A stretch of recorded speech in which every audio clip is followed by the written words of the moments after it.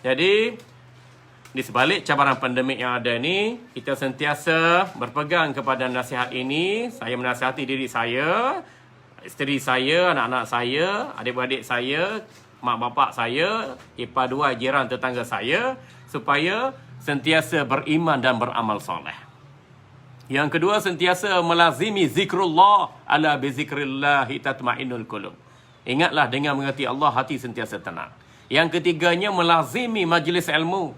Dia dengar Al-Quran, dengar hadis, dengar tafsir, dengar fiqh, dengar sirah, dengar syama'il Muhammadiyah, dengar penjelasan hukum daripada ulama. Berada dalam majlis ilmu, penuh dengan keberkatan, beramal dengan ilmu. Akhirnya kita akan merasai kemanisan dalam melakukan ibadat. Ya, bila kita rasa manis dalam melakukan ibadat, kita tak berpada dah dengan nikmat-nikmat dunia ni. Kan? Tak adalah sifat-sifat tamak pada kita. Kan? Tu. Sebab kita nampak dah jalan perjalanan menuju akhirat. Hidup sebenar, hidup akhirat. Berapa lama kita nak duduk dengan isteri kita? Cukup masa isteri mati, suami jadi bapa tunggal. Cukup masa suami mati, isteri jadi janda. Bapa meninggal, anak jadi yatim. Berapa lama kita boleh jamin nyawa kita? Kalau tak mati dengan pandemik, mati juga kita satu ketika nanti, kerana Allah yang menentukan hidup dan mati kita. Tetapi lepas mati itu pun nasib kita. Inilah pentingnya untuk kita sentiasa beri komitmen pada beriman, beramal soleh, menyampaikan sesuatu dengan kebenaran, dan sentiasa berpesan pada manusia supaya berpegang dengan nilai kesabaran dalam kehidupannya. Kalau tak ada 4 elemen ni dalam hidup kita, rugi kita. Innal insana lafi khusr. Semua manusia rugi belaka. Melayu, Cina, India, Afrika, Bangla, Vietnam, Nepal, Pakistan, Turkmenistan, Uzbekistan, Kazakhstan, Tanjung Rambutan, semua rugi belaka. Justru kita tak nak rugi, tuan-tuan. Kita nak untung. Untung kita pegang pada 4 perkara ni yang disebutkan oleh Allah Subhanahu Wa Taala dalam Al-Quran. Innal insana lafi khusr. Sesungguhnya manusia semuanya rugi belaka.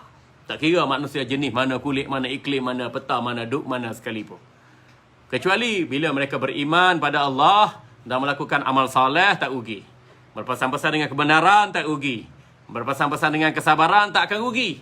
Bahkan sentiasa ganjaran daripada akaun pribadinya di dunia dan akhirat. Dia akan juga memperoleh ganjaran daripada akaun-akaun murid-muridnya terhadap pesanan iman, amal, kebenaran dan kesabaran itu. Turut dialirkan pahala pada akaunnya dunia dan akhirat. Alhamdulillah. Nabi SAW bersabda, Ad-dalu alal khairi kafa'ilih, wad-dalu ala syarri kafa'ilih. Orang yang menunjukkan seseorang dengan kebaikan, dia akan mendapat ganjaran pahala sebagaimana pembuatnya. Dan orang yang menunjukkan seseorang dengan kejahatan, dia akan mendapat balasan sebagaimana pembuatnya. Jadi kita usahalah melazimi diri dengan majlis ilmu, iman dan amal, sentiasa redha dengan ujian yang Allah tentukan ke atas kita. Di samping itu kita usaha ikhtiar dan berserah diri pada Allah. Mudah-mudahan Allah sentiasa mengampuni dosa kita, merahmati kita, sentiasa menunjukkan kita jalan kebenaran dan memberi kita kenikmatan dalam melakukan ibadat. Sentiasa mencelikkan mata hati kita. Ibadat yang kita buat adalah merupakan bekalan untuk masa depan akhirat.